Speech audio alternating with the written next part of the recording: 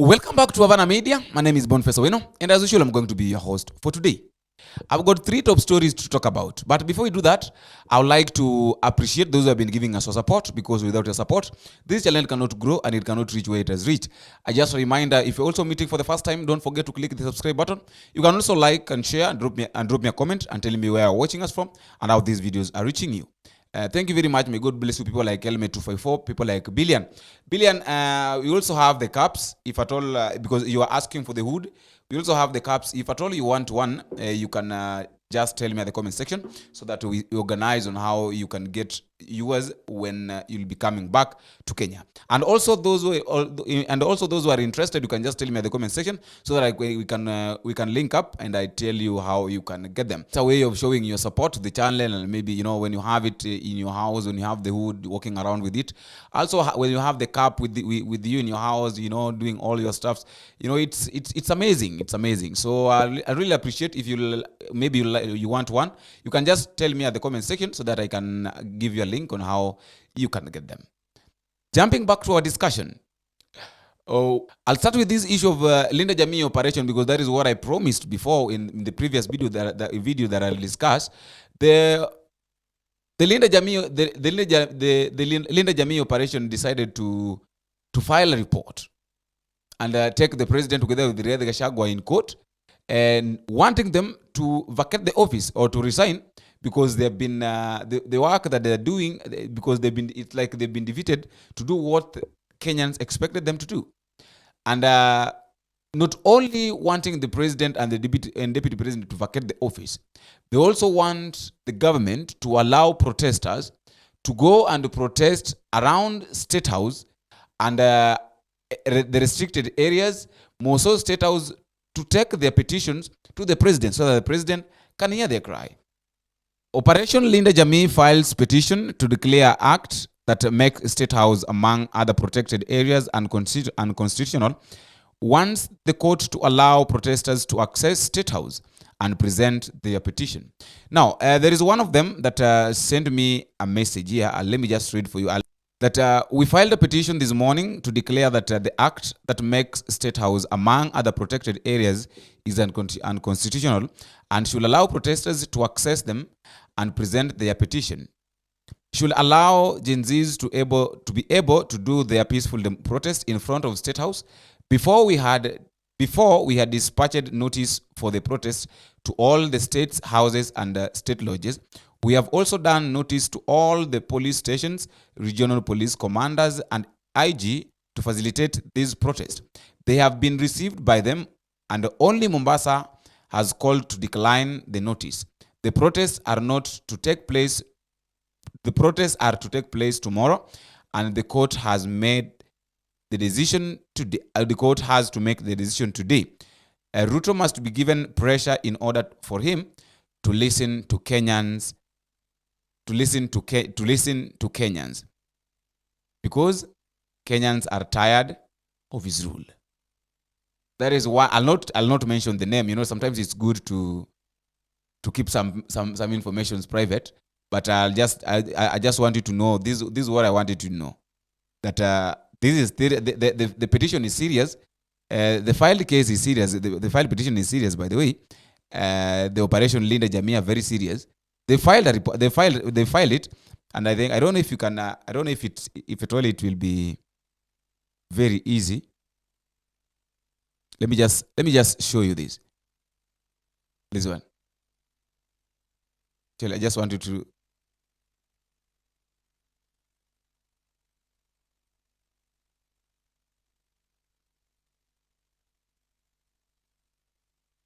Here it is.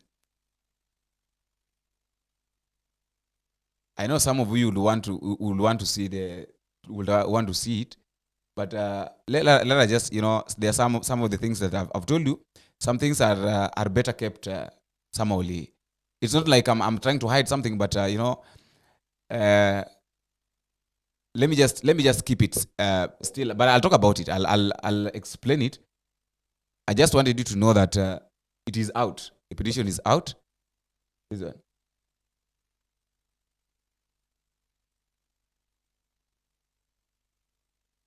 Yeah, it is out. So this is it. So that is it. They've decided to do the Lord's work by now presenting the petition, and we are waiting for court. We are waiting for them for court order and all that.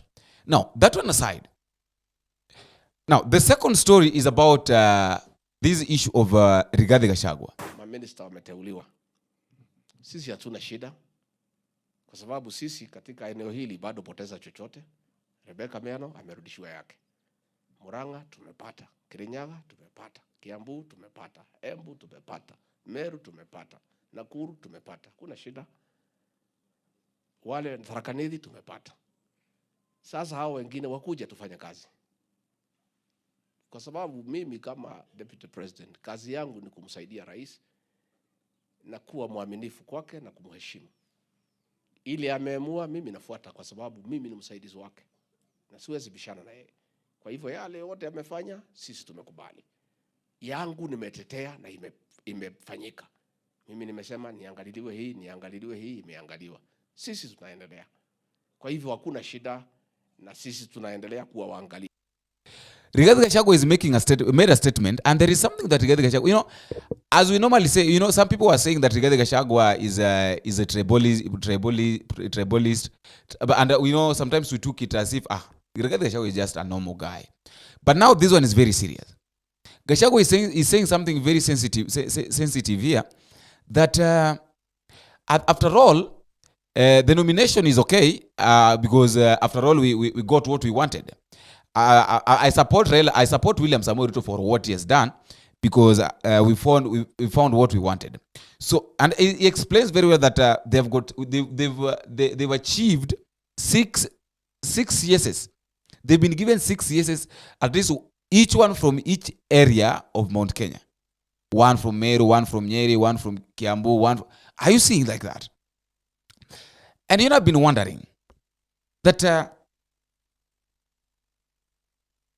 why is Gachagua obsessed with this issue of Mount Kenya? And suppose Rigathi Gachagua now was the president.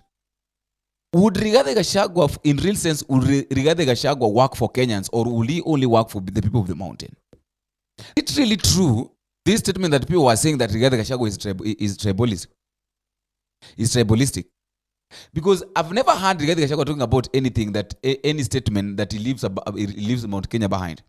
And all his tours, he normally goes to Mount Kenya. Rigathi Gachagua must understand something, that he is a deputy president of the Republic of Kenya, not the deputy president of Mount Kenya. There is a difference between deputy president of Mount Kenya and the deputy president of the people of Kenya. Being the deputy president of the people of Kenya, it means that you have to walk all over the country, preaching peace and unity, telling people the same thing that you are telling them. What you're telling the people of the mountain is what you're supposed to tell the people of Kenya. But right now, what Rigathi Gachagua is doing, I really doubt. This one is about this issue of airport. The president of the Republic of Kenya, William Samoei Ruto, said that he is not mad to sell public property that is Jkia to an unknown investors, as people claim that the Adani wants to take over and wants to take control of the Jkia. I'm also doing something about the airport. Let's be honest, Kenyans. Let's be honest. Yani, the airport we have in Nairobi is made of canvas. Inajengwa na hema. In the middle of tarmac. That is the arrivals. I mean, this is a temporary structure we put up almost, 7 years ago. We don't, Ethiopia have a brand new airport. Rwanda have a brand new airport. And it is the reason why we need to work with investors to give us a new airport in Nairobi. I have seen many people saying, William Ruto wants to sell the airport. Am I a madman? Sure, how do you sell a strategic national asset? You have to be insane. So we must have the right investment for the airport. The airport is a strategic government asset, national asset. What we want to do in the airport is to work under the PPP program. And people must understand, PPP has the potential, public-private partnership has the potential to bring in private sector money, blend it with public sector investment to be able to create an outcome that brings win-win. Let me tell the people of Kenya, for example, let me give you an example. We are all celebrating the Nairobi Expressway. It nowadays takes 5 minutes, 10 minutes from the airport to Serena. True? Yes. Do you know that that Nairobi Expressway was not built with the government money? It was built by the private sector under the private-public partnership arrangement.